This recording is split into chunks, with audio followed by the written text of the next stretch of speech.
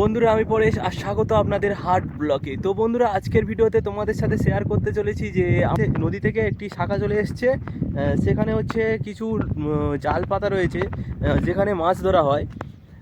তো দেখতে পাচ্ছ এই যে নদী থেকে এই যে লাইনটা এসছে, আর এখানে হচ্ছে রয়েছে একটি মাছ ধরার কল। মানে এখানে হচ্ছে জাল দিয়ে পুরো নদীটাকে দেখতে পাচ্ছ ঘিরে নেওয়া হয়েছে। আর এখানে রয়েছে এই যে আটলগুলো রয়েছে এখানে, দেখতে পাচ্ছি এখানে আটল রয়েছে। আর এখানে হচ্ছে যত মাছ মানে এই নদী থেকে পাস করবে সবই আটলের ভেতরে ঢুকে যাবে। দেখতেই পাচ্ছ যে পাশ থেকেও যত মাছ আসবে সব ঢুকে যাবে, আর এখান থেকেও মাছ যত আসবে সব এখানে ঢুকে যাবে। আর এইখানে তোমাদেরকে দেখাবো এই যে জায়গাটায়, এখানেও মাছ ধরার কল করে রেখেছে। তো তোমাদেরকে দেখাচ্ছি যে এখানেও কীভাবে মাছ ধরা হয়।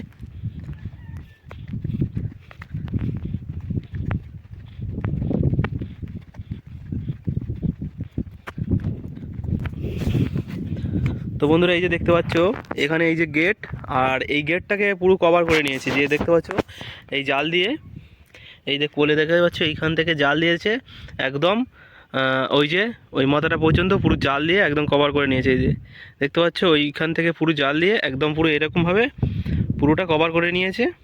আর এই জালের ভেতরে এবারে যত এই দিক থেকে যত মাছ যত আসবে সব এই জালের ভেতরে ঢুকে যাবে, গিয়ে সব মাছ জালের ভেতরে পড়ে যাবে।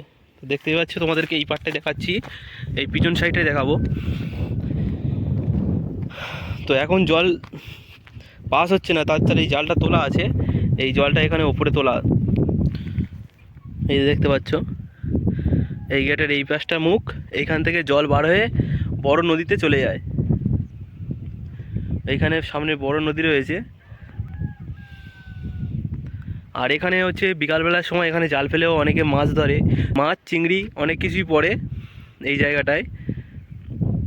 এই যে গ্রাম রয়েছে এই পাশে, এই গ্রামের লোকেরা হচ্ছে এই জায়গা থেকে মাছ ধরে। এখানেও এই কলের করে রেখেছে, এখান থেকেও মাছ ধরা হয় প্রচুর পরিমাণে। বন্ধুরা আজকের ভিডিওতে আমি তোমাদের সাথে শেয়ার করলাম যে কিভাবে এই জায়গায় হচ্ছে মাছ ধরার পদ্ধতি করে রাখা হয়েছে। তো আগের ভিডিওতে আমি তোমাদেরকে দেখাবো যে কিভাবে এই জায়গা থেকে মাছ ধরা হচ্ছে।